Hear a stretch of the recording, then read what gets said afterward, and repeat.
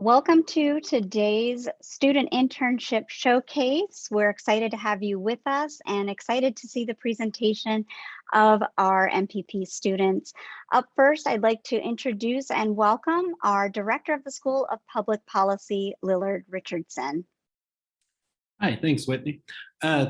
I want to welcome everyone here. This is one of my favorite days of the year, along with orientation, which has all the hopefulness, graduation that has all the achievement. This day is exciting because we get to see what's, get the students excited about, what issues they care about, what skills they're learning. It's a wonderful day to do that. I also want to thank Whitney, Catherine, Chris, Stephen, and Brandy for all the work they've done to help the students get to this point. All the little glitches that can happen along the way, it's so important that the students have all of their help, and Catherine especially has been so important with all the internships. And then I want to especially thank all the supervisors of the students, which it just wouldn't be possible without your help, and what a difference you make. The supervisors, get to see both what our students have learned, what they still need to learn, but also, the passion that they bring to the issues that they're talking about. And, it's such an important part of student success.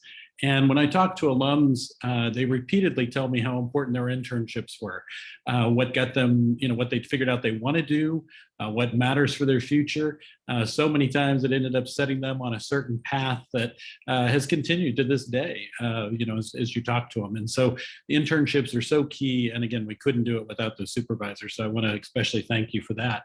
And then finally, I just want to mention that for this group of students, the resilience that they've shown is so commendable. And I just really respect the motivation that you've had to do this and the ability to overcome some craziness. I mean, even those of us that have been working for a long time haven't experienced anything like this past year and a half. And it's just, I so respect your ability to go through these projects and work with these supervisors in many cases in which you've never even met the people at the organization in person. And I know how hard that is, and I just want to salute you for that. So with that, I just want to thank everybody and welcome. And from here, we'll get started.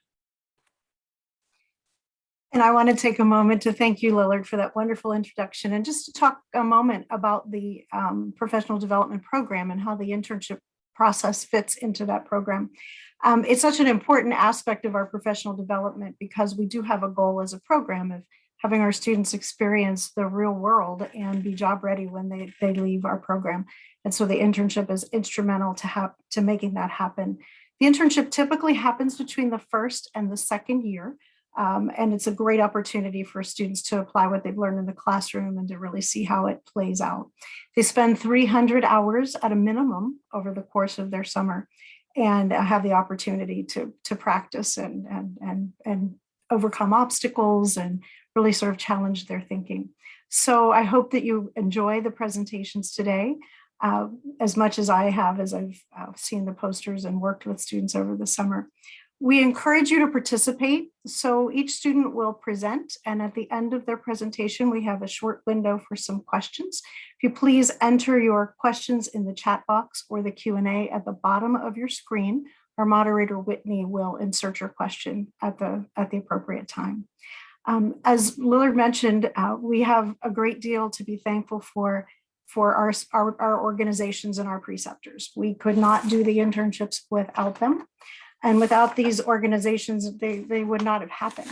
And so a really big thank you to all of these preceptors in the midst of an ongoing pandemic, allowing us to still place 100% of our students in internships over the summer. So kind of a virtual applause for this list of companies and people, many of whom are on the webinar today to see their students present.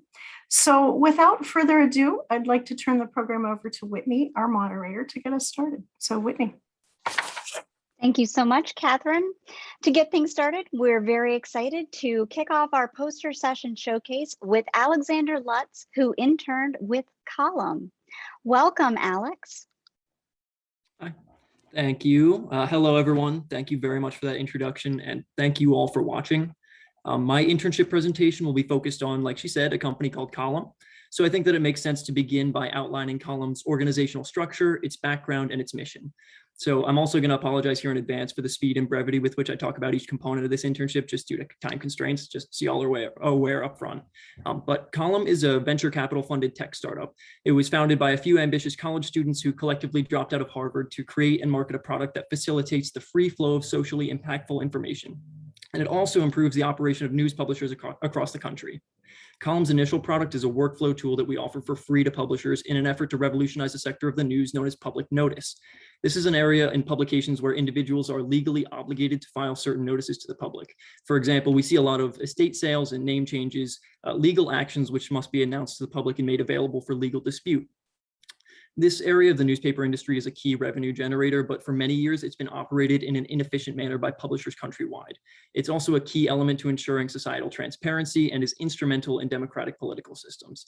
As for my role in all of this, I was first hired as a partnerships intern, but I quickly found out that I would be wearing a multitude of other hats, working in our operations, finance, business development, and account management departments as well. And since I've had such a broad availability of opportunities, I have a wide array of projects that I'd like to share. So I'll start with some product and business development projects.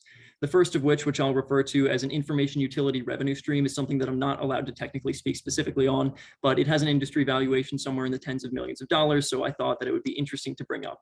Essentially, it's a long-term partnership that I help to facilitate, which utilizes the specific information exclusively available through public notices.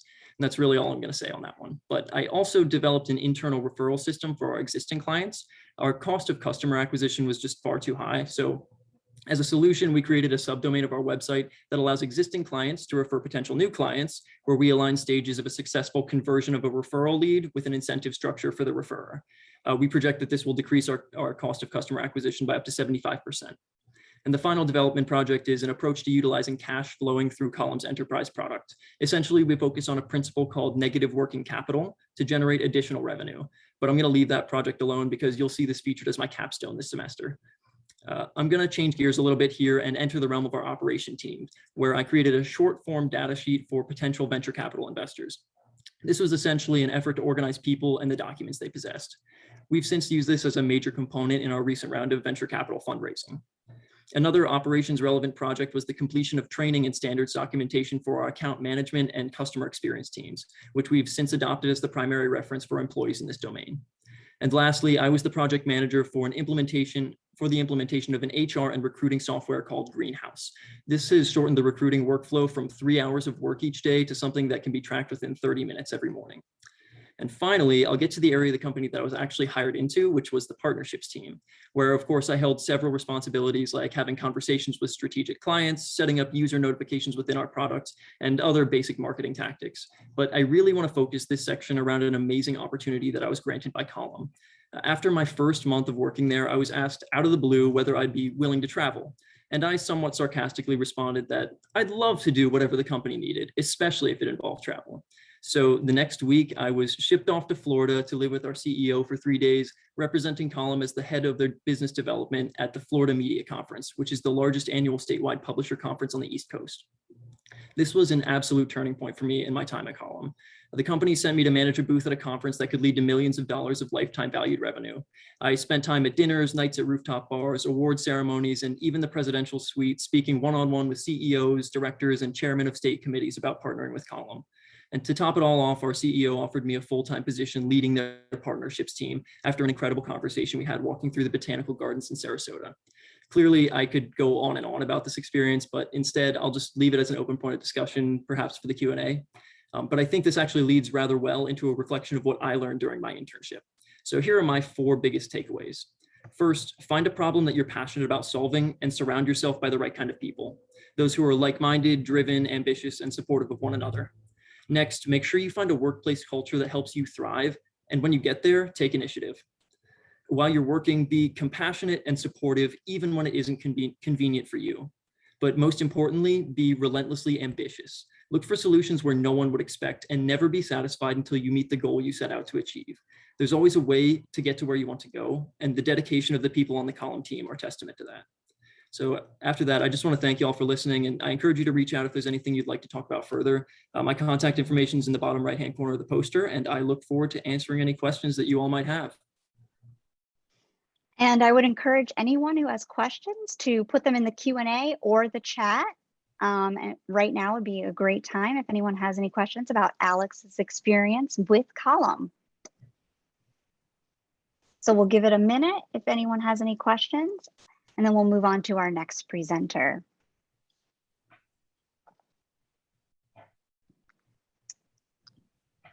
So Alex, we do have a question about what surprised you most.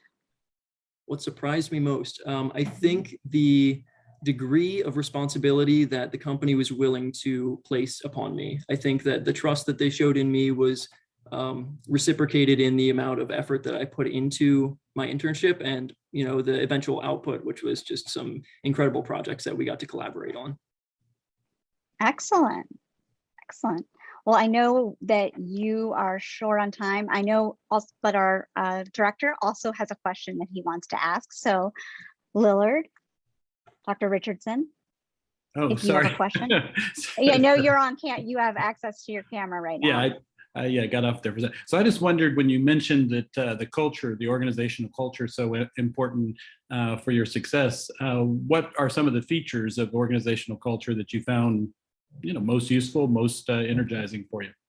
Sure. So before I even answer this question, I want to point out that Column is a remote first company. So it's amazing that it feels like such a tight knit community.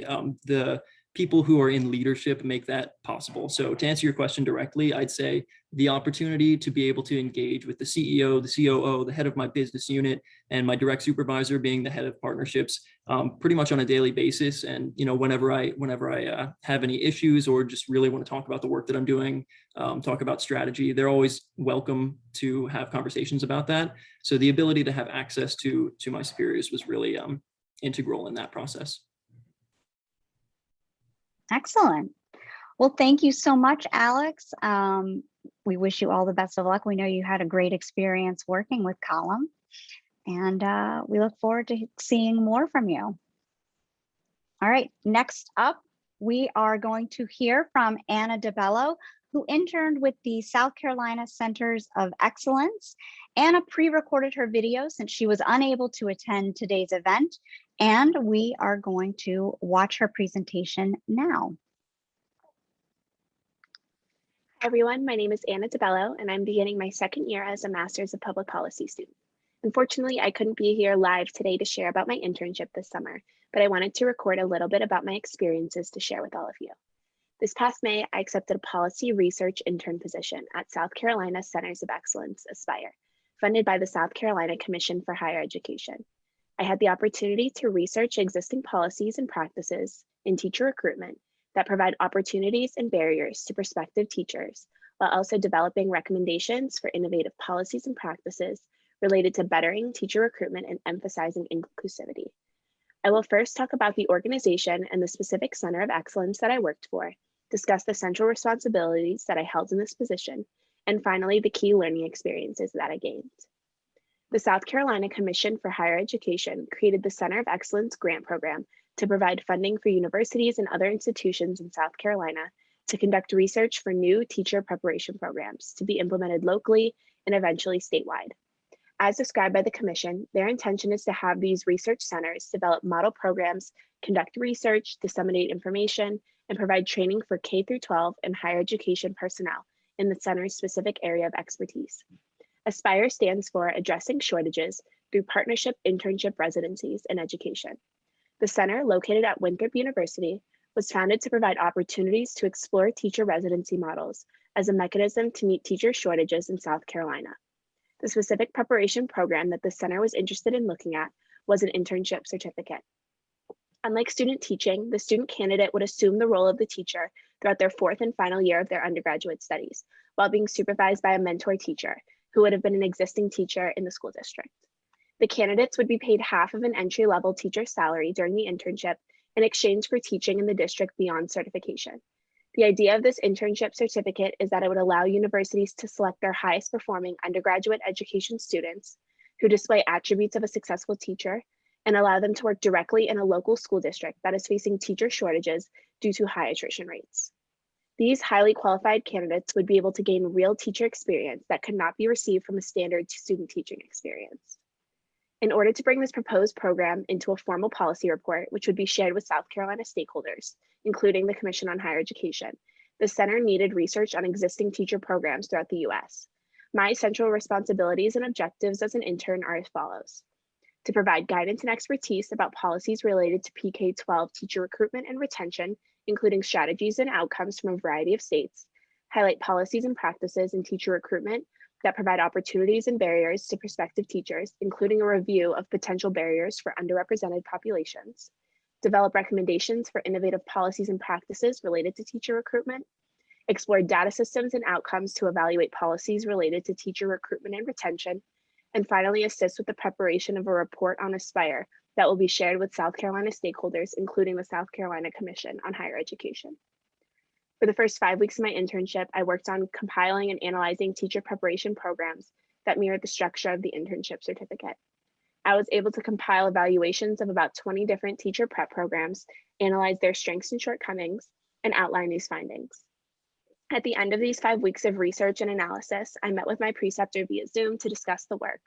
The previous literature showed progressive shifts in teacher prep programs that focus more on real-world experiences for candidates and emphasize better rights, opportunities, and wages for incoming teachers. The gap in the existing program points towards the implementation of an internship certificate program, which was great news for the center. Throughout the second 5 weeks, I was still working on fleshing out the existing literature, while also starting a new project, data visualization. The center had conducted a survey that captured what the districts needed from a teacher candidate from the perspective of an administrator. I was tasked with taking the survey data and transforming it into visually appealing tables, charts, and graphs. A few examples of my work can be seen at the bottom left of the slide. So the table on the right shows that the months of highest need for administrators to hire teachers to meet the demand and vacancies of the school year are May through June. And the chart on the left visually displays the top subject areas and grade levels of highest need related to hiring new teachers, which is special education, according to this survey. These are just a few examples of the figures that were created to easily interpret the findings of this survey for the center to show in their report. This internship program has provided me with the experiences and learning that I will use long into my career in policy. I gained real-world experience in data visualization, analyzing existing education programs and research, and seeing how policies are shaped from the start. I learned how to read articles and reports more efficiently, decipher what articles have the information that I was looking for, and pulled out the important material during analysis. Moreover, I've improved skills in time management, meeting deadlines while working independently, written and verbal communication, and critical thinking. I was able to learn how to balance my personal life with remote work as well. And as discussed before, I met with my preceptor midway through my internship to present my findings. This presentation and feedback greatly improved my communication skills in a research and policy setting, which I had little previous experience before this in doing that. Furthermore, I was able to better understand the complexity of teacher preparation programs and how puzzling it can be to try and pilot the quote unquote perfect program. I'm learning about how complex program implementation can be as well. When discussing policy solutions, it's very easy to talk in hypotheticals and blanket answers. However, as I've been researching different education programs, I've seen a glimpse of all the moving parts that goes into reform and how difficult it can be to reach an effective decision. I learned that it is important to take into account the community and school districts when shaping education policy and adjusting accordingly, as this factor greatly influences how effective the program policies are. There's also great importance in ensuring that teacher preparation program policies are consistent at the district level, university level, and at the candidate level. Issues arose when one group was not as well informed as others, leading to miscommunication and overall error. It is critical for effective policies to be thorough and closely observed, especially when handling the education of children. Overall, I've truly enjoyed working on the data and research concerning the internship certificate program this summer and learning more about how teacher preparation policies are proposed, evaluated, and implemented. I'm beyond grateful for the opportunities that Aspire has given me, and I look forward to continuing my journey in the policy world with more opportunities like this one. Thank you. That was Anna DeBello, and we're excited that she had such a great experience this summer with her internship, and she was sorry that she could not be with us. Up next, we'll hear from Rebecca LaBelle, who interned with the Virginia Department of Health.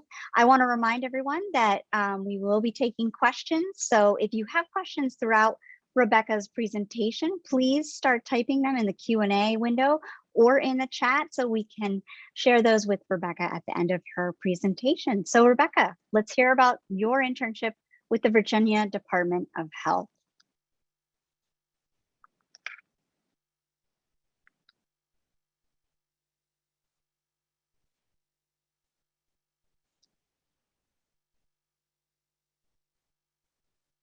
Do we have Rebecca here? I love that when my mic doesn't work. Sorry about that, everyone. Well, take it away, Rebecca. Thanks. So I was able to intern this summer for the Virginia Department of Health. The mission of this department is to protect and promote the health of Virginians. This mission is even more important in this last year due to the COVID-19 pandemic. My role as a policy intern was to aid the efforts of the Virginia Emergency Support Team, also known as VEST, policy group, under the guidance of Dr. Danley Avula, who is the vaccine czar for Virginia's COVID efforts. My work involved white paper development, attending meetings, constructing memorandums, and translating policy into action. The primary policy development and analysis I was involved in was Virginia's efforts in incentivizing vaccine use. This topic was a point of contention nationwide as experts expressed concerns that incentive programs were setting a dangerous precedent for subsequent health emergencies. There were two concerns with financial remuneration policies. The first is that such policies are at risk of rewarding risky population behavior. The second is that these policies implied that the government was paying people for participating in human experimentation. The problem faced by the VDH is that the research appears to indicate that Virginians want cash incentives. Unfortunately, this was not possible due to guidelines of CVC funding earmarked for incentive programs. The VEST policy group's solution was to lean heavily into private collaborations and assist local health departments with incentives based on their communities. These collaborations were ingenious as these partnerships could alleviate concerns of the Commonwealth behaving in a big brother manner and present more precise solutions, generating more targeted program coverage. The VEST policy group reviewed many surveys about vaccine hesitancy during their bi-weekly meetings. These meetings showed the main concerns as well as the demographics who were not getting vaccinated. I got assigned to research connections between some of these groups in order to identify potential partners from these targeted demographics for the VDH to reach out to these communities. The goal of my investigation was to increase inoculation rates within these targeted communities. During this time, I was also researching the incentive programs made by the private sector. The VDH was very interested in working with the community to create incentive programs, so they wanted to make sure that they had everything covered and weren't copying any pre-existing programs. Outside of my assistance for the VEST policy group, I aided Dr. Avula with research and analysis of potential investments for future of Virginia public health agencies. I consolidated, analyzed, and discussed research with Dr. Avula for modernizing Virginia's public health system. And this research has become a long-term project that I still continue to work with him on. The last of my primary tasks was producing short and detailed reports of important health news of the week. These reports included various news articles and video clips with any other supplemental material I felt was necessary for a proper understanding of the health issues of the week. I assembled information from a wide array of news media to illustrate the complete story and prepare Dr. Avula for potential questions he would face for his weekly press conferences and meetings with senior staff. During my time as an intern, there were three key takeaways that I had. The first was the process of policy development through committee. I developed a better understanding of this process with the VEST policy group. The VEST policy group is a conglomerate of various representatives from executive agencies with varying levels of understanding of health policies. This method of policy formulation permitted diverse policy proposals and innovative solutions. It was really neat to see all these people working together and come up with all these different policy proposals and innovative solutions that I genuinely don't think would have been able to be done otherwise. The second takeaway was the intricacies of intergovernmental interaction. As previously mentioned, the work undertook by the VDH required the cooperation of multiple levels of government. The relationship between these entities can be tenuous and can deteriorate due to activities outside of public health policy, but it can negatively impact the ability of the VDH to enact policy. Therefore, when developing policies, we needed to ensure that any recommendations were within the scope of the department's legal purview. The third and final takeaway was the level of restriction that comes with federal funding. I was startled by the number of stipulations that the CDC imposed on the state government. I understood why there need to be stringent guidelines for personal grants and non-governmental institutions, but it still seemed a bit extreme for a state grant. Overall, these takeaways displayed the diverse and delicate nature of policy formulation.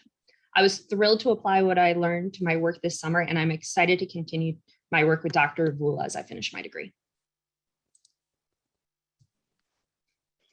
Rebecca, while we wait for some questions to come in, I have one for you.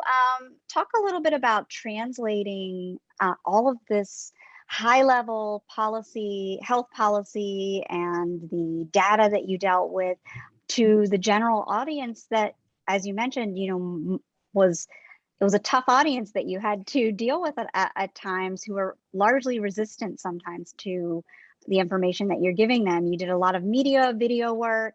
Talk a little bit about translating that information to them.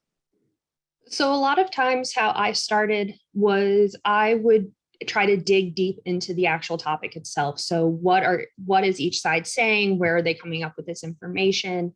And then I would turn around and try to come up with counterpoints for each side. And at that point, I'd really start discussing it with Dr. Avula and breaking down, okay, what kind of messaging is it that we need to do to get like white evangelicals to go get vaccinated?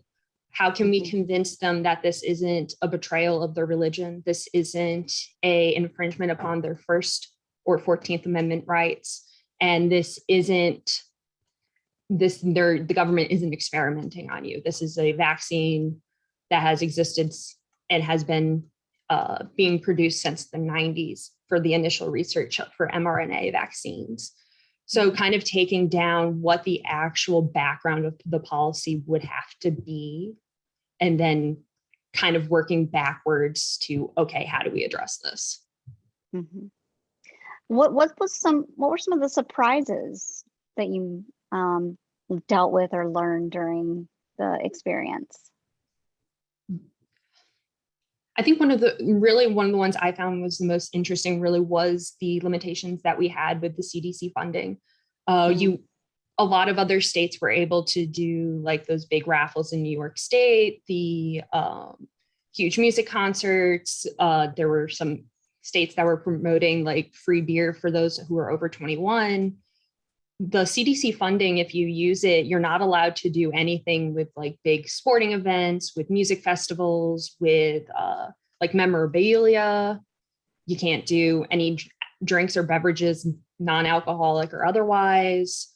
You can't do monetary funds. Like it was such a limiting set of guidelines that it really made it difficult to come up with a policy that could make people happy. And like I said in my presentation, Virginians wanted money. I mean, understandably, a lot of them had lost their jobs because of the pandemic. Of course, you want money to help feed you and your family and make sure everything's working for you. But unfortunately, because we needed the funding to help pay for a statewide program, we couldn't do that. So trying to come up with what would work for each county, they ended up deciding, and I tried to help them with it, doing more county-based incentive programs so that everyone can have a more targeted response. Well, thank you so much for your presentation. Thank you. I'm excited to see more from you. All right, up next, we will hear from Cassandra Krensis and her experience with the Pennsylvania Population Network. Hi, everyone. I've just wanted to thank everyone for coming out today. Wait, can you see me? Oh, no. Yes, we can see you. Okay, sorry, just wanted to make sure.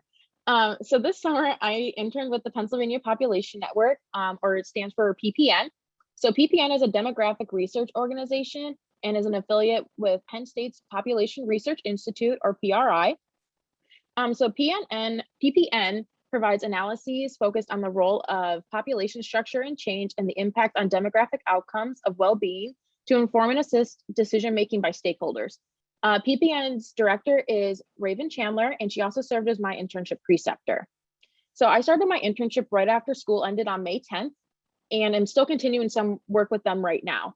So at the beginning of the internship, Raven and I met, we set some objectives that were, so we were to assist with researching demographic characteristics in Pennsylvania and surrounding states to help inform policy briefs, assisting with writing policy briefs and other materials, to gain experience with Pennsylvania state data and state organizations, since I'm from Ohio, so I'm not really used to Pennsylvania stuff.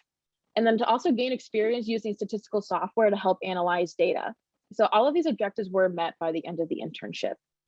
Some of the key skills that I learned this summer and also helped expand upon were utilizing Canva to create a new policy brief template for the organization based on key things that we thought were important to include, downloading data from Pennsylvania agencies and other agencies, learning the importance of census data and which type of data to use for certain projects. I also gained experience working with other agencies on projects, specifically the Pennsylvania State Data Center. One of the big things that I did this summer was strengthening my writing skills, specifically writing for the public, since that wasn't something I was very used to. I also strengthened my data analysis skills using R, and I learned how to use ArcGIS this summer as well. And the biggest thing that I did this summer was this internship really helped strengthen my research skills, since there was so much research that needed to be done in different capacities. So I want to spend the majority of this time talking about the different projects I was able to assist with. So like Rebecca, I did a project that had to do with COVID, and it was a policy brief that we titled COVID-19 in the Commonwealth, County Level Differences in Vaccination Rates and Death Rates. So this policy brief, we started at the end of May and we finally finished up in July. So for this project, we wanted to analyze the county level COVID vaccination rates as compared to the county level COVID death rates. This project had several different components, such as the county level COVID vaccination rates for various age categories, the county death rates, and some policy implications of this. So in our analysis, we really hope to draw a connection between the vaccine rates and the death rates in rural areas and urban areas. But we really weren't able to make that strong of a connection, unfortunately. But we did have quite a few calculations that we needed to include in this that were like the percentage of PA residents that were fully vaccinated, the percentage of urban and rural residents fully vaccinated, and the different vaccination rates and death rates among various age groups. So the project had many challenges, including capturing accurate data for Philadelphia County, since they do have a different reporting system than the rest of the state, and also making sure that we kept the data up to date throughout the entirety of the project, because it was a longer one. And so for this project, I served as the lead data analyst. So I did most of the calculations and such. Another project we worked on this summer was around the release of the 2020 decennial census data. And this policy brief was entitled 2020 Census in the Commonwealth, Pennsylvania Population Estimates. So for this project, our goal was to determine the changes in Pennsylvania's population in relation to the rest of the country. So we found out that it is aging relatively quickly versus the other states.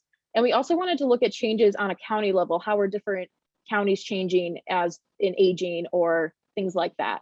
So this, as mentioned before, this brief was inspired by the release of the census data from the 2020 decennial census. And we knew we wanted to make this brief more interactive and not just like piece of paper, since there was so much data to present, and we wanted to make sure that if you wanted to see the information on a certain county, you were able to do that. So after many discussions, we landed on using ArcGIS story maps, which was able to provide us with a platform that we were able to show our dashboards, and you can click and change things. That was also appeared right next to the text, so it was more interactive that way. And for this project, I was in charge of the more research heavy aspects and the policy implications. One of the last big projects we did this summer was we worked with the Pennsylvania State Data Center on differential privacy. So right now, the State Data Center, they wanted us to analyze the 2010 census as it is, and the 2010 census with the differential privacy algorithm applied. So we wanted to compare and contrast the versions of the census in order to provide feedback and how this algorithm is actually affecting the accuracy of the data. So then we provided a write-up for the differences for the State Data Center, and then they were going to forward that on to the Census Bureau. So one of the biggest takeaways from the summer was I really learned the importance of using data in order to help inform policy. So my internship experience this summer has really helped shape my interest in future job aspirations, because I really enjoyed being able to use data in a way that shows how policies are interacting with other people and how different policies can improve the outcomes for people. And this really just helped solidify my belief that policies really do affect people, not numbers. So that was probably one of the coolest things that I was able to take away from the summer. And if anyone has any questions, please let me know. We do have some questions, as a matter of fact. So we want to get these questions coming in, Cassie, and the first one we have here is from an anonymous attendee who says, what is the differential privacy? So differential privacy is kind of complicated. It's an algorithm that the Census Bureau is applying to the census to make sure that no one can recreate it and make sure that your data stays private. There's an optimal goal that you want to have for an epsilon value. It's just very fluid right now. And the biggest changes with this algorithm, it's affecting, like there'd be housing units, but no people living there, or there'd be no housing units and tons of people there. It's really affecting rural areas, not so much urban areas and like metropolitan areas. So we just wanted to do that analysis to see how different things were. I think we had a total of like 600 census blocks that were affected, and showed the different variations among it. I'm going to share your presentation one more time, just in case we have some more questions coming in. A reminder, you can use the Q&A or the chat at any point during the presentation. If you have questions, we do have those open at any point, but that was a great question and a great presentation. Thank you so much, Cassie. Up next, we have Zach Chamberlain, who will be speaking about the Pennsylvania Commission on Sentencing. Welcome, Zach. Thank you. As Whitney just mentioned, I am Zachary Chamberlain, and I will be discussing my 10 weeks with the Pennsylvania Commission on Sentencing, or PCS for short. So to start, what is the PCS? It's a legislative body that produces sentencing guidelines for Pennsylvania judges to use when judging a case. So it's normally a specific range dependent on the crime given. The PCS also completes multitudes of research projects for the Commonwealth, some of which are assigned by the PA legislator. Now, the goal of the PCS directly applies to fair and consistent use of the guidelines they produce. So their main priority is to create and maintain a consistent and rational statewide sentencing policy through the adoption of guidelines that would promote a fairer and more uniform sentencing throughout Pennsylvania. The PCS is made up of 5 different units, the first of which is the executive unit, which hosts the managers of the PCS, such as my preceptor, Matthew Kleeman. Next is the administration and financial unit, which deals with administrative tasks and maintains the finances granted to the PCS. Next is the IT unit, which deals with the technology-specific aspects of the PCS. Next, the Education Outreach Program, which is tasked with providing information and learning tools regarding the PCS and the many topics that surround criminal sentencing for a wide variety of people. They have training sessions, which I went to plenty while I was there, that are open to pretty much anyone. I had a lot of responsibilities while at the PCS. To keep it short, I'll only go through one in each section. The first was data collection and analysis, which I usually did for my research projects, the several research projects that I had.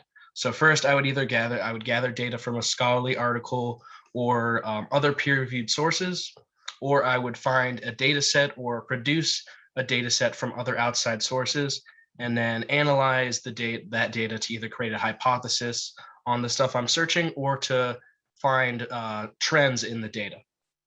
So next, my research projects, I had a multitude of them, but my final project and my favorite one was where I analyzed the different trends in DUI across the state of Pennsylvania. So there were multiple steps taken to complete this project. First of which, I created a timeline for Pennsylvania's DUI statute so that I, as well as readers, can understand how the DUI law has changed over time in Pennsylvania. Next, I gathered scholarly journal articles and other peer-reviewed sources regarding DUI trends, treatment options, punishments, and so on, so that people can understand how DUI is treated across the country. And I could also create hypotheses about the trends I might see in Pennsylvania. And finally, a step I haven't completely finished yet is to use PCS's data set to create DUI trend statistics in Pennsylvania. This project has been the most time consuming while I was at the PCS, and I'm actually still working on this project as a part of my capstones. I attended many meetings while I was at the PCS, but my favorite was my discussion with the Assistant District Attorney of Lancaster County, Andy Gonzalez. And this was to help for my research with DUI trends in Pennsylvania. What was great about this meeting is a lot of the other meetings, like the annual commission meetings that I attended, were a large amount of people. So it was more like me listening and learning about whatever the meeting was about. But in this meeting, it was smaller. There was only 4 people. So it was much more personal and much more discussional, which made it great. So this meeting was super helpful for understanding the dynamics of different types of meetings, small meetings versus large meetings. Some key insights I had that I found through the PCS was one of which was the link between the work I was doing in my classes and the work I'd been completing in my internship. I know for a lot of jobs, the classwork that you do at school does not always, it's not always applicable to the job work, so that can be troublesome. At the PCS, the data analytics and the coding, which I had learned from my classes, was completely applicable to the data analytics and coding that I completed for my job. So this helped me complete all of my tasks efficiently and on time. And another great insight into this at the PCS was my meetings with professionals of the criminal justice field. By meeting these individuals, I was able to see how people in this field carry themselves on a daily basis, and thus how I should carry myself on a daily basis. So this was super helpful, especially when trying to understand how professionals act in formal meetings, such as the larger commission meetings, and the less formal meetings, such as the small discussion meeting like I had with the ADA. As you know, sometimes different meetings call for different personality styles. Overall, my experience working at the PCS was amazing, as it allowed me to understand this professional field a lot better and helped me develop the skills necessary to succeed in this field. I want to thank all of my colleagues at the PCS, as well as my preceptor, for helping me understand what kind of worker, colleague, and professional I want to be at my next job. Thank you so much, Zachary. We have a couple questions here. Does the PCS work with juvenile sentencing or just adult sentencing? So as of right now, there's a bit of discussion. It works with adult sentencing, but there's a lot of back and forth between prior record score. So you might have committed an offense as a juvenile that may come back and be a part of your guideline sentence. So prior record score is involved in determining your sentence, but I don't think there's guidelines for juveniles. Okay, and we have another one here. What is the PCS organizational structure? Did they report to the governor, legislature, attorney general? What's the organizational structure?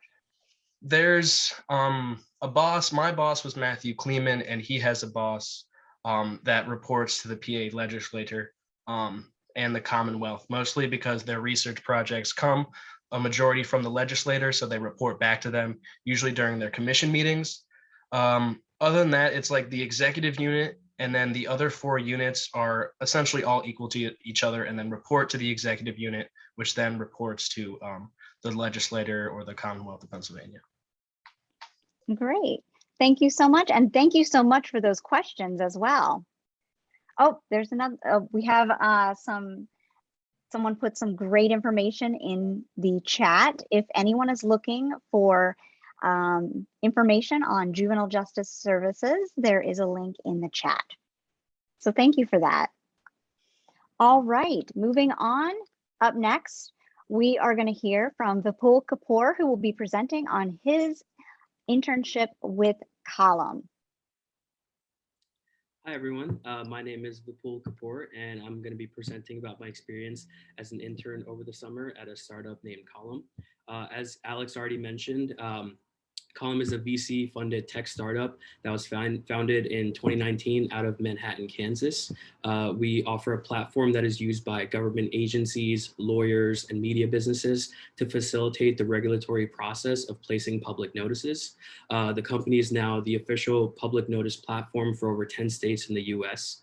To put it simply, Column is on a mission to improve the utility of public interest information and support the distribution of that information by journalists that serve their communities.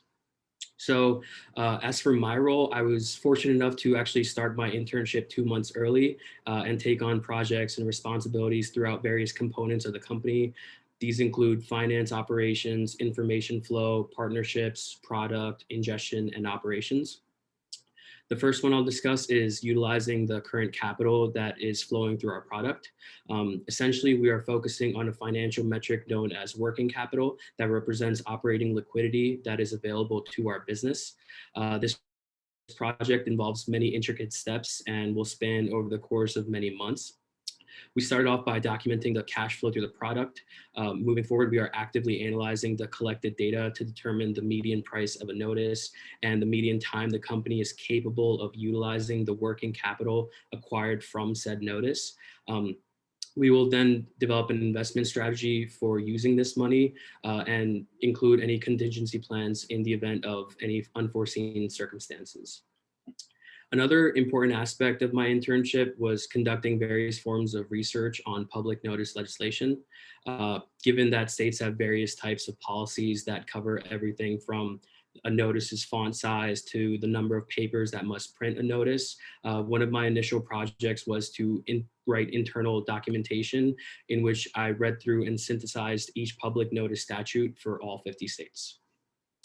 Next, I'll discuss my role in the partnerships and growth side of the business. Partnerships is the role I was initially hired for, and a significant amount of my early work revolved around finding new leads, sourcing and cataloging industry trade shows, and blueprinting a game plan for which media conferences we could attend. Two of the bigger projects I handled included developing a framework for publisher referral relationships and planning and executing a direct mail campaign from start to finish. The publisher referral relationships involved setting up a game plan for publishers and other media related companies that Column could team up with to direct new clients to each other. This project involved sourcing companies that serve the newspaper space, finding a point of contact, and meeting with them to see if a working relationship is a possibility. The direct mail campaign is something I worked on. That was probably one of the projects that I enjoyed most. My supervisor, Kevin King, basically gave me a budget, a list of leads to send mail to, and let me have full control over every aspect of the project. So I first sat down and planned out what I would be sending to potential new leads. My research showed that a direct mail campaign and marketing materials have some of the highest success rates, and a well-designed campaign would be immensely beneficial to the company. The planning behind this involves sourcing potential swag companies, brainstorming ideas, writing and designing a one-page promotional flyer, and curating a swag box that a potential client would open. I'd like to end by discussing how I spent my time in the last month of the internship. So Column is a company that is growing incredibly quickly, and we are actively looking for candidates to fill open roles in each part of our company and have a lot of work to do regarding implementing a new newspaper into our system. I saw this as an opening to learn a new skill and display myself as a reliable and initiative-taking member of the team. So the final 4 weeks of my internship consisted of learning how the backend implementation in our system takes place and being given the task of fully implementing newspapers for our biggest enterprise client to date. I was able to learn and develop technical skills that I hadn't before, like HTML, JavaScript, and Python. And during this time, I also documented the implementation process from start to finish and concepted a strategy to increase the speed of this process by over 30%, meaning that we can onboard more clients at a faster rate and greatly increase our incoming revenue stream faster than we originally anticipated. I'm also very excited to announce that my work has led to me being offered a technical implementation specialist role while I finish up the last year of my program. I'd also like to give a special shout out to my supervisors, Kevin King and Kevin Richmond, for helping me throughout every part of this internship, answering my many questions and taking up a mentor role for me. Their work ethic and investment into my career development has been incredibly motivational and has made me a better person and a harder worker. And I'd also like to say a big thank you to Alex Lutz, who you saw earlier. Who was also an intern at Column, and I had the pleasure of working with him on many of these projects. Thanks, guys. Well, we have some questions coming in and some congratulatory messages, of course. This is great to hear, and we're excited for you. First up, how do public notice policies vary across states? Yeah, so every state has different, they basically decided what is something that they believe the public needs to be informed about.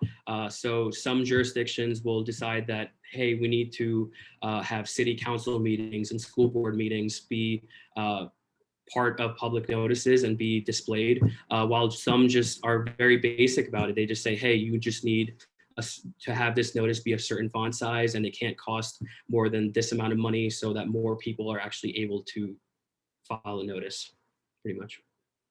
And a second question, talk a little bit about access and how this might affect access for the disadvantaged who might not have access to computers or reliable internet access. I'm sorry, could you repeat that question? So Lillard was asking us about the column and the information flow that you're trying to get out there. How might the disadvantaged who might not have computer access or reliable internet access, how might the public notice that you're trying to work on, how might you work to improve that with those who might not have access to reliable internet or computer access? Yeah. So what I would say is, so Column is actually a PBC, a public benefit corporation, which means that a percentage of our revenue and profit will actually be donated to either a charity or some sort of service that will help these people who need access to this. Also, our information tool will be completely free, and we're actually actively developing and will soon be launching another tool. It's a no-code, hassle-free mapping tool. An example of its use case is that we're currently working with Miami-Dade County in Florida to map 311 data of people who actually need this kind of help. And this is going to help the county actually better help these people. It better suits their needs. Great. Another one that's coming in, we're getting lots of questions. This is excellent. Do you have conversations about non-response bias when thinking about mailings? No. We actually, so we're completely online. We don't actually do anything to help the newspapers with mailing out public notices. These are basically just classified ads that the newspaper's in charge of. What our service does is it essentially creates an online platform to make it easier to place the notice. So prior to Column, the process of placing a notice could take 3 to 4 weeks. It involves getting an affidavit, getting a notary to sign off on it. Many times you have to send documents to the newspaper. They have to fax it back. They have to check it, make sure everything's correct. And most of the time it isn't. And then with Column, everything being put online, you can get this process finished in about 2 to 3 days instead of 3 to 4 weeks. Great. Well, thank you so much for all those excellent questions and of course for the congratulatory messages. And thank you for your presentation. Up next, we have Nicole Heitzen-Reiter, who will be speaking about her internship with the College of the Liberal Arts Office of Digital Pedagogy and Scholarship. Welcome, Nicole. Hello. So excited to be here today. Thanks for coming out. So I did my summer internship and am currently still interning and will be through graduation with the Office of Digital Pedagogy and Scholarship. I had the opportunity to work on a variety of projects that appealed to my interests and future career goals through this office. The first and the main one that I'll touch more on in a second was the drop fail withdrawal rates within the sociology department. And I also got to work on some curriculum building for an Intro to Latin Studies class with Dr. Andrew Sandoval-Strauss. I really hope I said his name right. I practiced. And I got to help advisors on starting up their first year experience courses for this fall. And I started to work on a collaboration with a nonprofit that I've worked for in the past called Pandemic Professors. That's still in the early stages. We're having a lot of timing issues in collaborating right now, but it's something that I feel good about in the future. So since I had a wide variety of experiences in this internship, I feel like I really got the chance to strengthen a large variety of skills. The first one that comes to mind is my research skills, at least in a professional setting. And maybe the one that got strengthened the most was my survey rating skills, which quite honestly didn't exist before this internship. So I'm really grateful for that opportunity, and my curriculum design on a post-secondary level. I have gotten to do quite a bit of curriculum design in the past, just not on such a high level. So the main project that I mentioned earlier was the drop fail withdrawal rates in the psychology department. We started this collaboration with the psych department by starting a literature review, and multiple interns worked together to make a vast list of resources that we could use in helping us to design a survey for tracking the students that drop, fail, and withdraw from intro psych classes. So you can see at the bottom of this section in my poster, I provided an example of the first survey that one of the first surveys that we pitched to the psych department.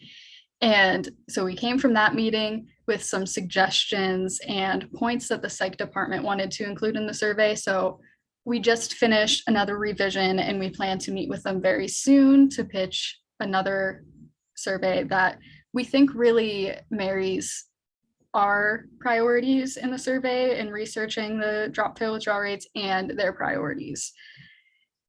So I had quite a few takeaways from this summer internship.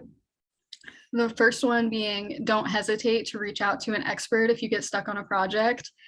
And I can't stress this one enough. If you don't feel strong in a subject matter, consult somebody who is. And we were really lucky to have a big variety of interns this summer. So if I was stuck on something data related, I could reach out to another intern, and using each other to one another's strengths is really vital. Voice your ideas and concerns when you have them. In the same vein, communication in a remote environment is really important. I found it was really easy to get confused or lost when you're starting a new position online. And the last one that I'll take away with the idea of wanting to go into education policy is that changes within ed policy can be really slow. And just because you feel like you're not seeing a whole lot of changes doesn't mean that you're not doing something important, which is a reminder that I've had to give myself multiple times, because you're kind of working on other people's schedules and you're just inching along and chipping away, but you're still making a difference. So since I will be with the office until at least graduation, I plan on continuing the drop fail withdrawal project with the psych department, and we hope to expand it to the econ department. I also hope to continue working on curriculum design, and I would love to work with other professors doing the same thing. And now that school is pretty well started now, I'm going to reach back out and try to get that project with Pandemic Professors off the ground. Again, they're a nonprofit that I have experience working with. So if anyone has any questions, that's pretty much my summer internship in a nutshell. Feel free to ask them. Thanks so much, Nicole. We do have a question. What were some common themes for reasons for drop, fail, and withdrawals? Well, we haven't given the survey at Penn State yet. So in our research that we've conducted, I've noticed that a lot of it has to do with the curriculum that the professor was providing, or maybe it's just a student dropped it within like the first week or two because it just wasn't the right match. It didn't fit in with their education plan the way they thought, or maybe there's a time conflict. A lot of them, at least in the first week or so of class, wasn't really education related. The ones that were a few weeks into the semester, you see they were worried about their grade. They didn't match with the professor, just wasn't the right teaching style. They didn't like how the curriculum was set up, stuff along those lines. Great. Well, thank you for your presentation. Thank you. And thank you for those questions. Up next, we have Joseph Geikema, who will talk about his experience with the Correctional Association of New York. All right, thank you very much. Can you hear me okay? Mm. All right, great. So this summer I had the privilege of working with the Correctional Association of New York, which I will call CANY throughout the presentation, and I was a data science intern. Before I'd start, I'd like to quickly thank my preceptor, Evan. I'm not sure if he's here or not, but he was a tremendous help to me throughout the semester at CANY. So CANY is an independent prison monitoring organization, and amazingly, only one of 3 in the nation. Much of the work that we do involves direct communication with incarcerated individuals, and these are basically our clients. Some of our goals are to promote transparency and accountability in the criminal justice system. So basically one thing that we kind of talked about, that I talked about with my preceptor, was that if citizens and lawmakers really understood the data and what happens in the criminal justice system, then we were really optimistic that there would be immediate calls for reform. Some of the other things that were central to us are ensuring that proper health and safety standards are met in the New York State prisons. We also work to make sure that incarcerated individuals are treated with basic human decency and their rights are protected. It is our vision that prisons actually do their job of rehabilitating individuals, which means that the proper programs and procedures are in place to help them transition into society and live meaningful lives.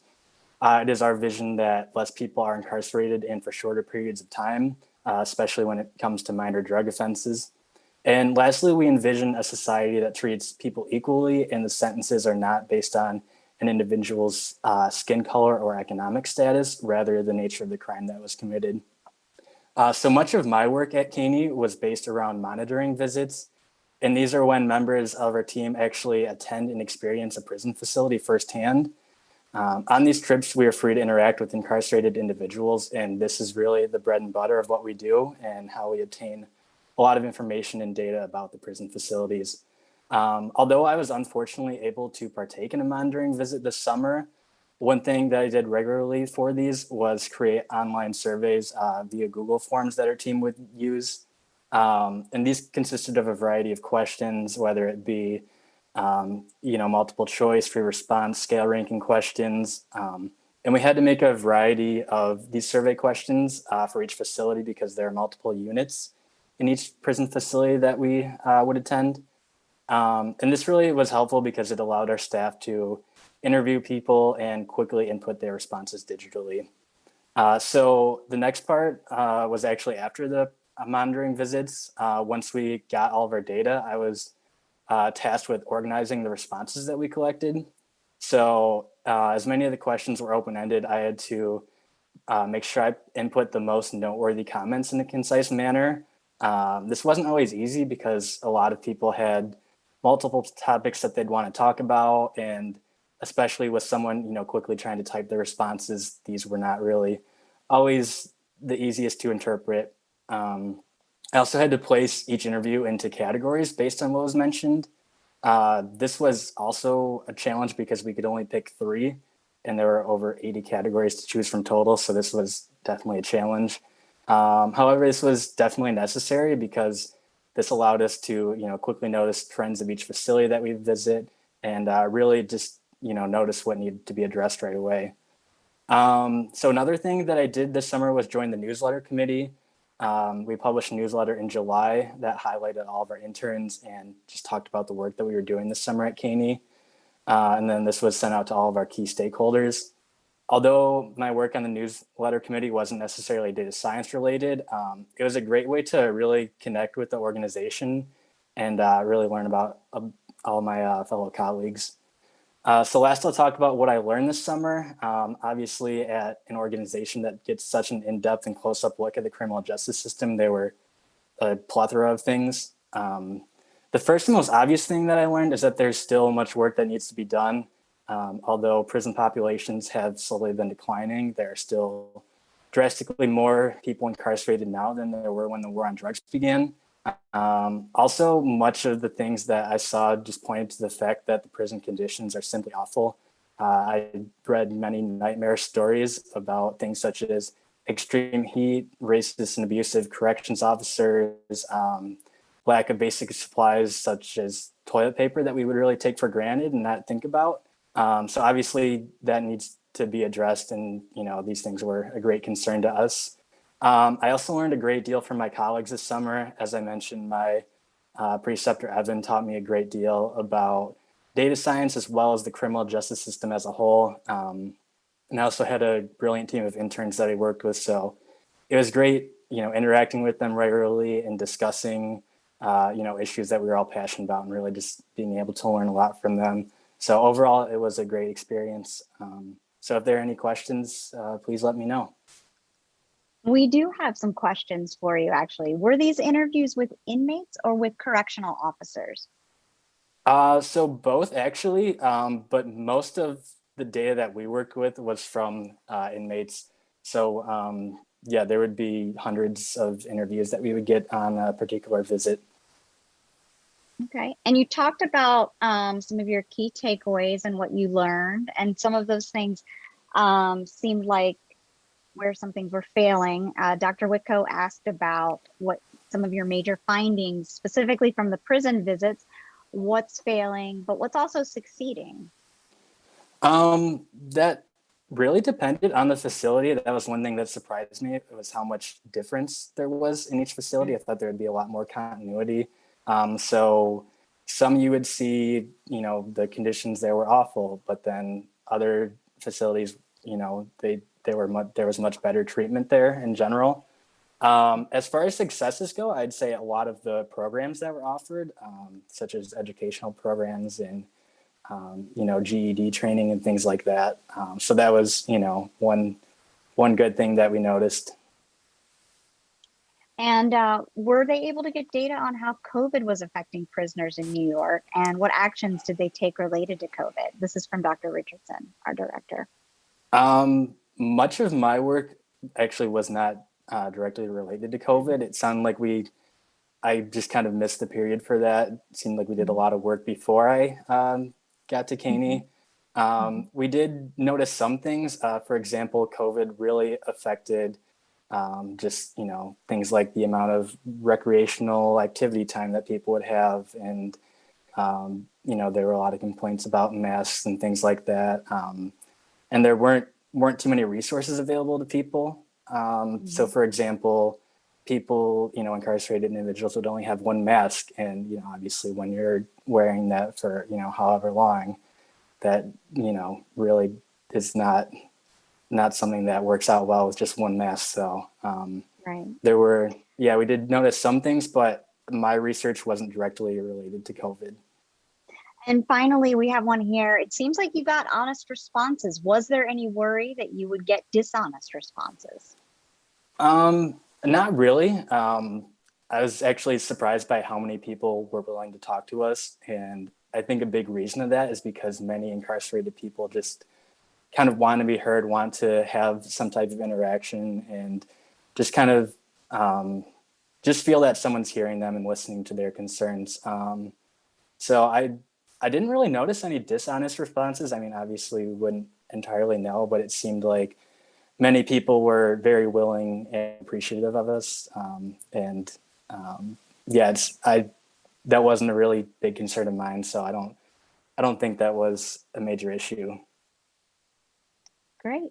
Well, thank you for all those great questions. And of course, thank you to Joseph Geikema for that presentation on the Correctional Association of New York. Up next, We have Andrew Mickle, who worked with the Unitarian Universalist office at the United Nations. Welcome, Andrew. Hello, everyone. So my name is Andrew Mickle. I just started my second year here at the School of Public Policy after graduating from the political science part of my IUG this past spring. And I'm here today to talk about my internship this past summer with the Unitarian Universalist office at the United Nations. So first, let me just quickly go over what Unitarian Universalism is. Unitarian Universalism, or UU, is a non-denominational interfaith religion that branched out of Unitarianism and Universalism, two separate sects of Protestant Christianity that merged to form this practice. We welcome people of all faith backgrounds who choose to search for meaning and higher truth through whatever spiritual path works best for them, and are united by a set of 7 principles, first and foremost, affirming the inherent dignity and worth of every person. Due to the shared desire for peace and dignity for all people across the globe, the UU faith lends itself to collaboration between our organization, the UUA, and the United Nations. In fact, we have had a formally recognized office at the UN for decades, working to advocate for our values in the globally connected environment of the UN and its surrounding organizations. This office is where I worked this summer. This leads me first up to the biggest challenge I took on over the course of my internship. Myself and Joel, my co-summer intern, planned, organized, coordinated, and hosted a panel on global police violence and human rights, both national and international. We had to contact and follow up with many potential speakers, put together a tentative schedule for the event, coordinate communication between panelists, and tackle the logistical side of setting up a Zoom event. This was the largest scale and highest stakes event I'd ever helped plan for, and it taught me the importance of sorting out the smaller details that you don't think are going to matter well ahead of time. With that said, we were very happy with how it turned out, and so were the speakers. The flyer I designed for this is on the left side of the poster. My other primary responsibility over the course of my internship was to write at least 2 blog posts for the UUA's international blog, focused on promoting awareness of and advocating for solutions to issues that are on the office's agenda. While I had prior experience with the process due to my first and second year background in journalism, I had never done full-scale research for persuasive pieces or articles before. The first blog post I wrote addressed the topic of inequity and potentially unfair or exclusive agenda setting in regards to an upcoming UN summit on the sustainability of our current food and agricultural systems. I knew next to nothing about the subject coming in, but I was fascinated by it enough that I put in the time to learn and ended up with a comprehensive article discussing the topic by the end of it. My second blog post was an entry in a series focusing on global police brutality and suppression. This also pushed me outside my writing comfort zone, but I learned more about current conflicts and issues in Belarus and Brazil, among other nations. Both of these articles can be accessed through the QR codes on their respective banners on the right side of the poster. Finally, I decided to take on a third blog post. This addressed the ever-growing issue of forced climate migration. I knew that this was a huge problem, broadly speaking, but seeing that we could have 1 billion climate refugees by 2050 gives me a sense of urgency towards establishing humane, cooperative, and compassionate systems to help our world community tackle these issues together, instead of pushing away those in need due to dwindling resources and economic self-interest. This is a policy area I am now genuinely considering pursuing as a career, as I think this will be one of the most defining and most important struggles of the next several decades.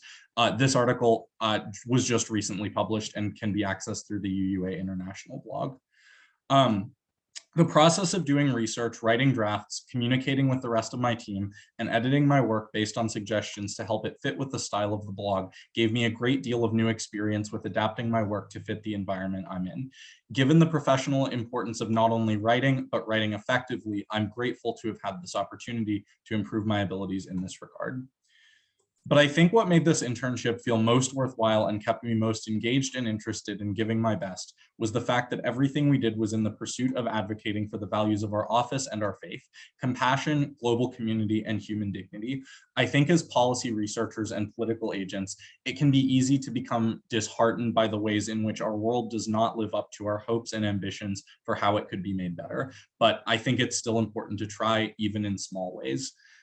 Finally, this internship provided me with invaluable opportunities to network with professionals and leaders in the fields I'm interested in. For example, the office and I are both hoping to work together again in the future, as are the panelists from the other organizations we worked with. From bringing together a panel of US and international speakers on issues in policing to putting in the time and effort to write informative, high-quality articles on several major international issues, to all of the other office work and internal projects I was involved in, I always had a sense that the work I did this summer was meaningful and worth doing well. I have been both heavily involved in the UU community and interested in political advocacy since the start of high school, and this allowed me to take those passions and interests and put them towards giving something back by making something worthwhile. I couldn't have done it without all of you and without the rest of my team at the UU office at the UN. Thank you. And if you have any questions, I'd be happy to answer them. And we do have some questions here for you. We have one. Who was the audience for the event, and how did they determine who they wanted as presenters? So the audience for the event was more focused towards the general public. This was sort of the big event in a series of advocacy efforts towards demilitarization or police brutality, which was a focus of the office. And so we wanted to get a diverse background of speakers who would sort of be able to touch on various aspects of this issue. We ended up having a former US service officer, foreign service officer who works with the office. We had a Filipino commissioner on human rights who works with the High Commissioner's Office at the UN. And we had the director of the National Police Accountability Project to sort of touch on police brutality and racism in America specifically. Great. And what were some of your sources for the information you shared regarding police brutality? And what was that process of finding information like for you? So the process of finding information was definitely a little bit difficult, particularly in regards to the article on Belarus and Brazil, because oftentimes it's difficult to verify the sort of veracity of international reporting. However, I was able to sort of compile a list of about 15 to 20 different sources. I went over it with the rest of the office. We looked through them and we figured out a couple that seemed really airtight and had very transparent reporting as far as how they received that information. Great. Thank you so much, Andrew, for that presentation. And up next is Nyla Holland. Nyla spent the summer interning with the Institute of Digital Media and Child Development.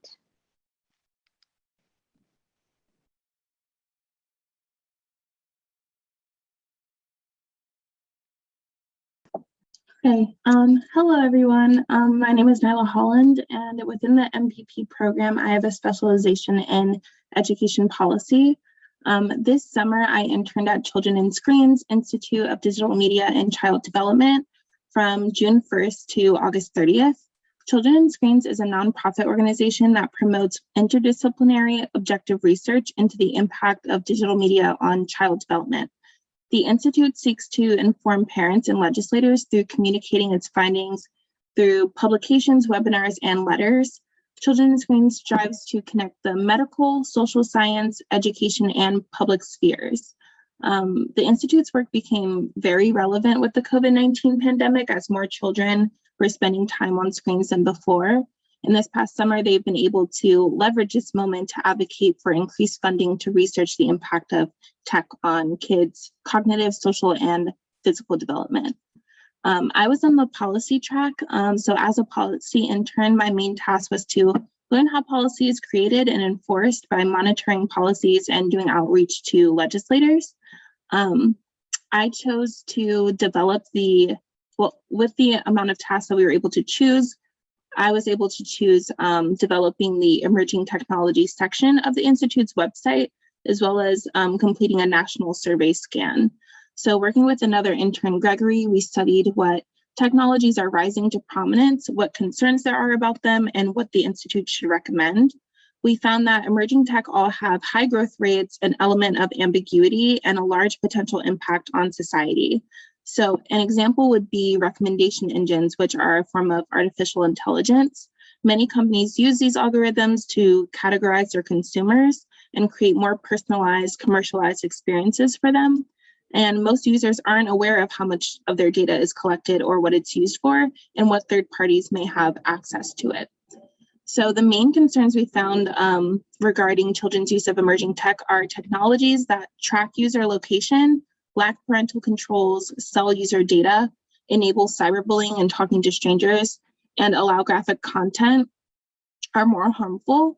From our research, we were able to recommend that 1, educational programs are funded that guide adolescents through new technologies. 2, longitudinal research is performed on the use of adaptive learning platforms like Khan Academy or Dreambox. 3, that legislation like the Privacy Act or Camera Act are passed to regulate how platforms interact with children.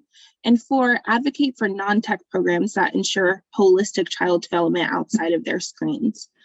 During my national survey scan, I looked for data collected nationwide from the Department of Education to Pew surveys that were relevant to children and screens.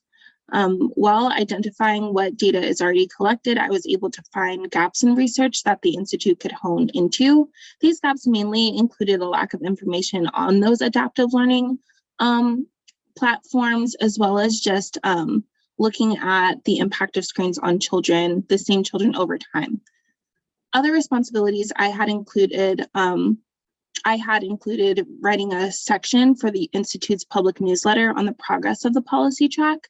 With a few other interns, we scanned all congressional representatives for champions of children's causes and developed a database with their contacts. I gave input on a public PSA on children's privacy that will be published soon. Also, I joined the other interns in a debate on the hot topic of sharenting, which is when parents post publicly about their children and parenting experiences online. So arguing on whether or not the government should regulate parenting, we explored the tension between children's privacy, parental rights, freedom of speech, and social responsibility. I was also able to present a case study for potential longitudinal studies on children in media to a selection board and offer my insight on the pros and cons of the submission. Some of my favorite experiences this summer included learning how to read and understand bills by presenting to an uninformed audience, meeting with several representatives in their offices, and the policy debate. Not only was it fulfilling to present our work to people in power, but I was able to exercise my public speaking and writing skills. I gained a lot of insight over the this past summer. First is that research requires a strategic plan and vision. To know what to do, you must know where you want to end up beforehand and the different tools that can help you get there. Second, knowing your audience is crucial. Writing for legislators is very different, as your product should be more succinct and have clear actionable steps. Writing for parents may require a more sympathetic tone and could use examples to illustrate your point to avoid miscommunication. When we met with legislators' offices, we had no more than 30 minutes with them to get them up to speed, discuss our actions, and work toward a solution. So it's imperative to know your talking points well, in addition to what you can bring to the table.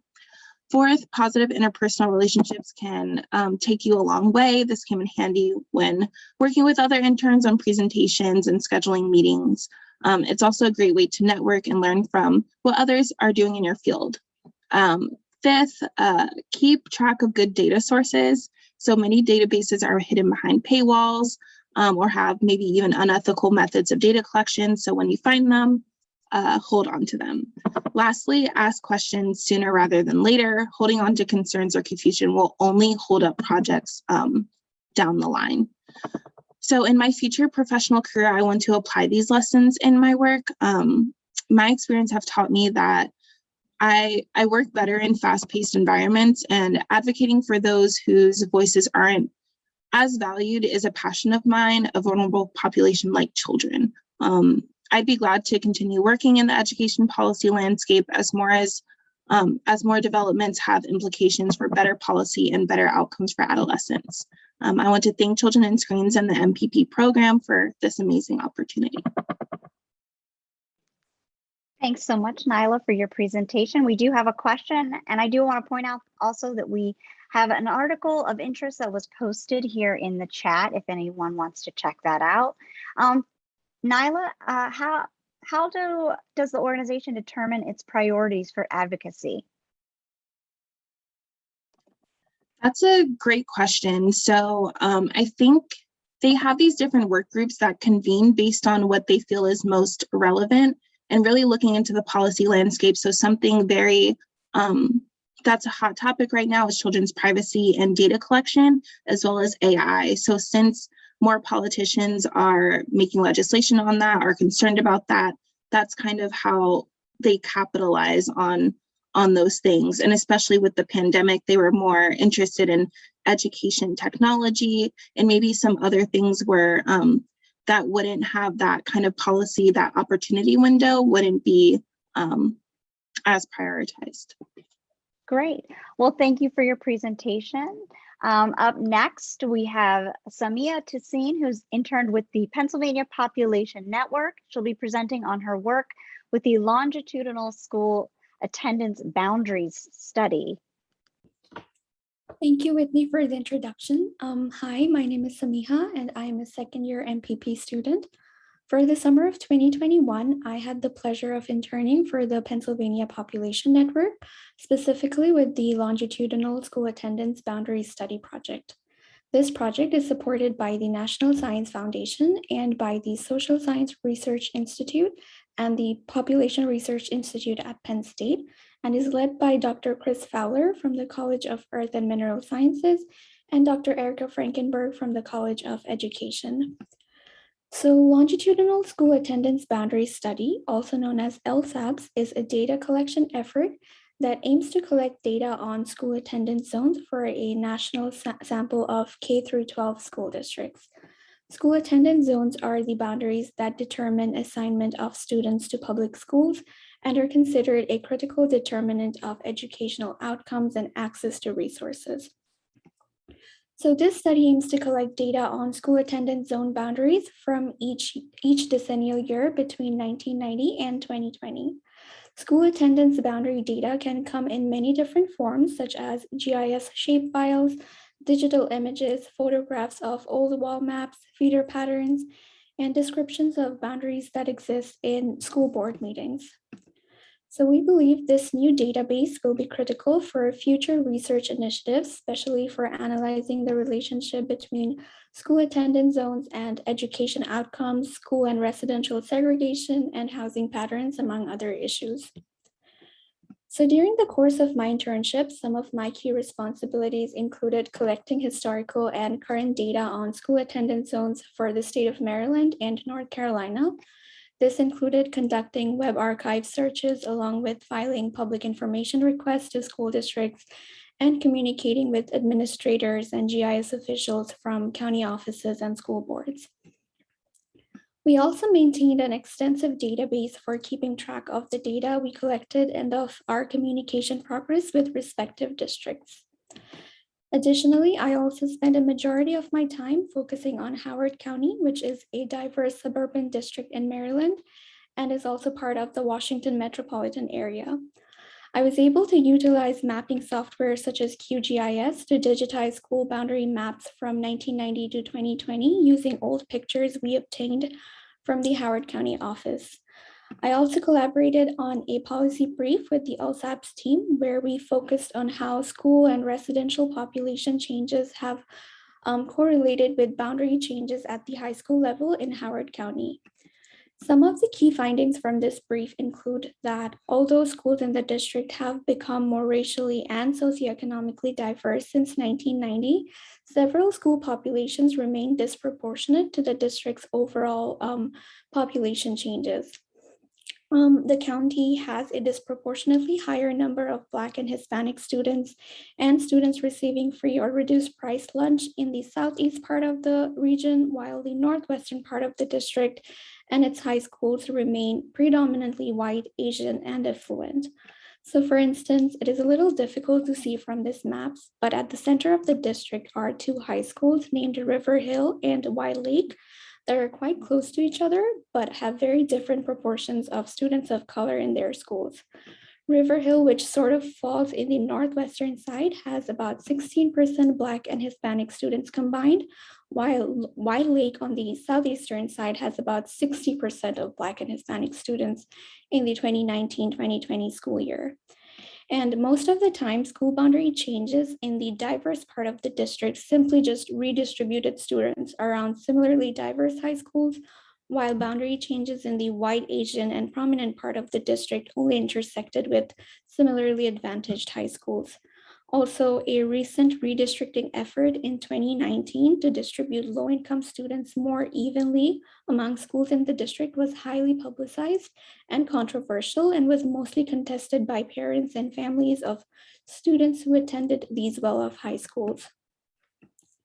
So these trends show you the importance of the role district leadership can play in confronting school segregation, and how they have an opportunity to promote diverse learning opportunities for all students, and promoting school integration. This internship was a great learning experience for me, not only because I was able to learn how to build on my technical skills, and I also learned how to collect and analyze data, but also because of how it helped me learn more about the issues related to education disparity and the importance of boundary data in maintaining equitable school districts. Being a part of this project was very meaningful to me, and I hope going forward I'm able to use my knowledge and experience that I've gained from this on other projects. Thank you. Thank you, Samiha. We have a question here. Do you have any information about how redlining has impacted school attendance boundaries? We do not. We have not collected data on that yet, so we do not have enough information on that. Well, we look forward to hearing more about what you do in the future, and we thank you for this great presentation. And up next, we are going to hear from Logan Carter, who will be talking about his internship with Focus Central Pennsylvania. Thank you, Whitney. And I would just also like to say thank you to my preceptor, Lauren Bryson, for being in attendance today. So let me tell you a little bit about what Focus Central Pennsylvania does. So it's an economic development firm based out of Danville, Pennsylvania, that covers the greater Central Pennsylvania region. And their primary goal is economic development based on the local and state level. So they deal with a lot of local businesses, as well as working with legislators in Harrisburg to talk about the various pieces of legislation that are being talked about that may impact the economic welfare of the region. So some of the duties I had over the summer, I started in late May, and some of the duties I had included building and constructing various databases for our department, which included various contact info for the legislators in Harrisburg, as well as creating a data set through our property database based off the various properties we have listed, as well as the various real estate brokers and economic management firms we also are partnered with. And one of the biggest events I had the pleasure of going to during my time with Focus Central was our Industrial Development Forum. So on June 22nd, our firm hosted a live conference of around 250 participants from all over the state. And we got all these firms and individuals together to talk about the various happenings going on in the state, what kind of trends economically the state is following behind, as well as what our department can do for all of them. So I had the pleasure of going to their offices actually in person for the event and helping and sitting in with all my coworkers in our office building to kind of like sit down, talk about what was going on and help kind of manage the whole thing. And it was really special for me because not only did Lauren ask for my input a lot, but all of our coworkers asked about my opinions on how we could further economic growth within the region. And they would ask me, from my perspective as a younger person who is going to graduate school somewhat soon, they asked me what kind of things would a young professional such as myself look for when trying to find places to live or work in, and kind of like apply that to the Central Pennsylvania region. So lots of talk on economic policy, which before I wasn't really familiar with, but after working with Lauren and the team a lot, I got a good sense of all of it. And another big task that I was given from Lauren was studying this tax policy study that she gave me rather early on in the summer, and talking about how our department can leverage the sort of economic laws that are going on in PA compared to the competing states such as Ohio and Maryland, and see how we can leverage that to attract more businesses into the state. Because ultimately our goal was to get a lot of businesses to invest into Pennsylvania and create jobs on the local and state level. And then the last thing I did over the summer was I worked on our Focus and Livability initiative. It's this multimedia effort we're trying to do, which is both in print and online, that tries to advertise to people why they should come and work within the region. And I was lucky enough to kind of gloss it over, give my thoughts on it, as well as discuss with Lauren how we can improve upon it and whether we should renew it for another set to be printed and made available to the wider public. And then I think that is all on my end. I open the floor to any questions.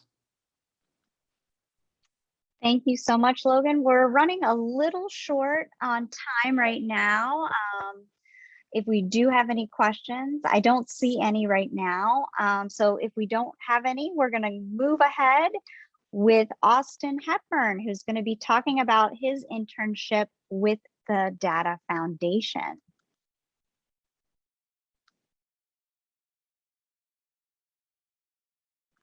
And you need to unmute there, Austin. There we go. Can you hear me? Cool. Thank you, Whitney, and thank you guys for sticking around. I know we're almost at the 2-hour mark. So this past summer, I worked at the Data Foundation as a research and policy analyst intern. And so the Data Foundation's mission is to improve policy making through the collection and dissemination of governmental data. So they focus on 5 main areas: evidence-based policymaking, accessible government data, improving technical capabilities for improving data quality, responsible data usage, and future planning of technological advancements. And this is done not only through legislative action, but also through academic quality research, programming and webinars, and hands-on education.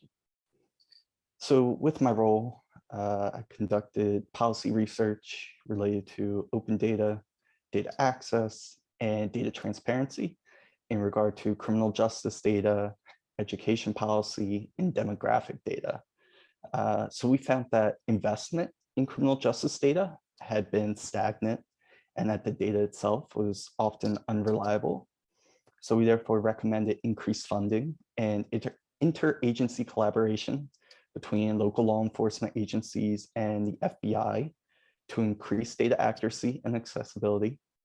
And then we also advocated for sustained and continued financial investment in the state longitudinal data system, which is a system designed to improve data-driven decisions impacting student learning and education. And then we also reported on the positives and limitations of the Biden-Harris executive order on advancing racial equity and support for underserved communities through the federal government.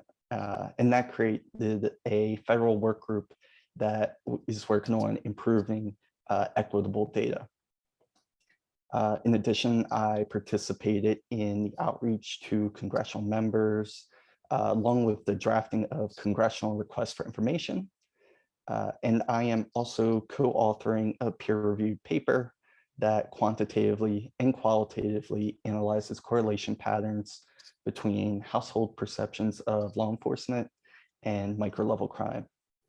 And the first descriptive report, which was released in June of 2021, is shown on the bottom left. So this experience had a huge impact on me. You know, my career had been profoundly criminal justice based up until this point.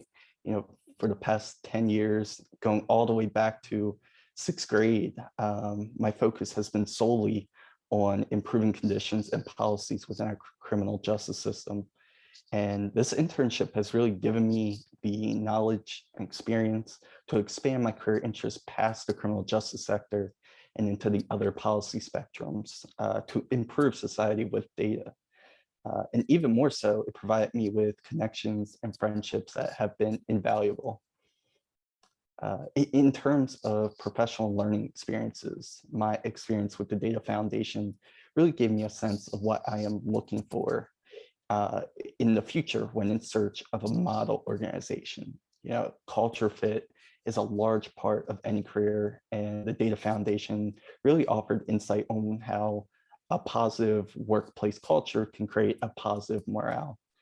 And then in terms of soft skills, you know, I really learned to adapt. You know, very quickly, I learned that academic writing was different than professional writing. And in order to transition my career from the academic to professional worlds, I had to develop new writing styles that resonated with my audience. And then also finally, last note, you know, please check out the blogs that are posted in the bottom right. They detail the challenges to the accessibility of criminal justice data and also policy recommendations for education data. And you can find them on the Data Foundation's website under the blog section. And that's all I have. Thanks, guys. All right, we're taking some questions. If anyone has one, we do have a minute left for Austin. If you have a question, we have a Q&A. Austin, what surprised you most from this experience? Yeah, I think, you know, the difference between academic and professional writing, you know, I thought, you know, I'm a pretty good writer. And then we go into professional writing. I'm like, okay, there's a few things that I can learn. So it was a great learning experience. Yeah, it was just great. It was awesome. And I know you've done other internships. And is this the kind of field that you want to pursue? Yeah, you know, I'm open to multiple options. I just accepted a full-time job at ACA Consulting. So a little different world. But yeah, this internship really opened my eyes to things beyond the criminal justice spectrum, even though I'm still super passionate about that world. So. Well, congratulations. And we're excited to hear this, and what a great presentation from all of our MPP students that we've had today. Thank you to everyone. And next, I'd like to welcome Clarence Lang, Dean of the College of the Liberal Arts. Hey there, can you see and hear me? We can. Wonderful. All right. Well, listen, apologies, I couldn't have been here a bit earlier. I'm happy to say I spent time today and have an engagement this evening with members of our college's development council, who do a lot for our college. And I just want to tell you that the School of Public Policy came up in our conversations as we were thinking and talking about the research profile in our college. So you all should know that you are on the lips of people whose lips we want you to be on, if that makes sense. And so I just congratulate the work that you all as a school have done. I know that I'm coming on the tail end of the Student Internship Showcase. I'm very glad to have had the opportunity to do so. I'm very happy to be here. And as I said, had I been able to, I would have been here earlier. But you know, the director of your school, Lillard Richardson, definitely keeps me apprised of all the good work that's happening in the school and among the MPP students. And I just want to say to you all who presented today as part of the showcase, I'm very proud of your hard work and achievement. It's great to know that so many of you have received undergraduate degrees from Penn State's College of the Liberal Arts. And this is certainly a great example of the value of a liberal arts degree and all the things that you can do with this. And your internship scope and the reach of the things that you're doing, I certainly find very impressive. I'm impressed with the resilience that you've demonstrated in navigating the virtual world during a tough period, and how the work that you do impacts both local and international issues. Um, I know that the levels at which you've worked and have achieved, I know would make you all welcome in any number of opportunities that I know await you. I know that internship opportunities, locations would welcome you, given the work that you've done. I know as well as my understanding that a number of you have secured jobs from your internship sites and other locations. And Lillard, this is to you. Make sure you keep in track of that, right? Because we need to know where our students are landing. This was a question today. How are our graduates doing? Where are they going? So I need the data, not just for my own edification, but I've got to let our alumni know where our students are going. We'll get it for you. Good, good. I know you will. And those of you who are taking on these jobs, I congratulate and salute you. This is, among other things, a great confirmation of your hard work. It's my understanding that these organizations were impressed with your high level of professionalism and your ability to conduct policy research. And this is, again, a testament to your achievement and the example that you set. So I feel honored to have students like you represent Penn State. And not just because I'm a nice guy, but you guys do well. We're going to come for you as well to support your alma mater. So we have multiple reasons for wishing you all success in your careers. But no, in all seriousness, you all are definitely standard bearers of all the work that I talk about with our alumni leaders, donors, and volunteers about all that a liberal arts degree at whatever level among our Penn State students and what that means and where you can go. So I wish you continued success as you enter the culminating year of your degree program. I look forward to staying apprised of your progress. And again, my apologies for coming in at the tail end. Lillard will give me the executive summary. Trust me, I'll have to beat him off with a stick. So I'm going to hear all about this, and I look forward to doing so. So thank you all for the opportunity to say something to you today. And seriously, best wishes. Stay healthy and safe. You're going to hear my dog in the background. We're still in the pandemic. You know how this works. Thank you all so much. Thanks, Dean Lang. Thank you, Dean Lang. Yes, thank you. And up next, we'll hear from Chris Wicko, our Associate Director of the School of Public Policy, with some concluding remarks. Okay, great. Thanks, Dean Lang, for dropping by and catching the tail end of these presentations, and for those very nice words that you had about our school and about our students. We're glad to hear we're being talked about in that context in a good way. So that's nice to hear. I want to once again thank Dr. Baumgartner, Catherine Baumgartner, for all her work on this round of internships and just more generally getting this entire internship program going in a relatively short period of time in a pandemic, no less. And thanks again to Whitney for her always incredible moderation of these School of Public Policy events that we have. We're extremely lucky to have her doing this. But mostly I want to say thanks to our students. I want to say thanks for your outstanding presentations. It was really fascinating to learn about everything you did and to hear about all the good stuff you're doing in your internships and furthering your education, but also doing great things out in the world. One of our goals in the School of Public Policy is for our students to go out there and address the biggest problems that are out there. And I think we've seen that you've done that, getting more teachers from underrepresented groups into the teaching profession, getting people vaccinated so that we can end this pandemic and kind of get on with our normal lives, addressing problems associated with mass incarceration, addressing climate change. These are the big problems, and you're addressing them, and it's really great to see that. As we would say, maybe back in South Carolina, where I used to live before I came up here, you done good. So great job.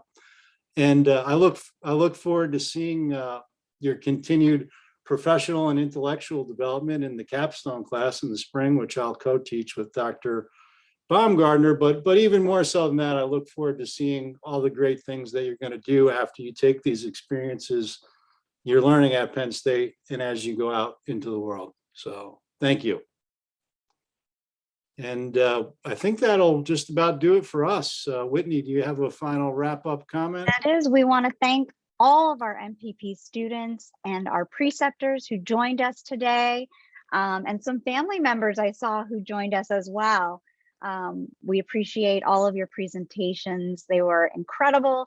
And as Dr. Wicko said, we wish you all of the best of luck, and we can't wait to follow you into your policy careers. So thank you everybody for joining us. We will have a video of this that we will post online and share with you in the next few days. Thanks again.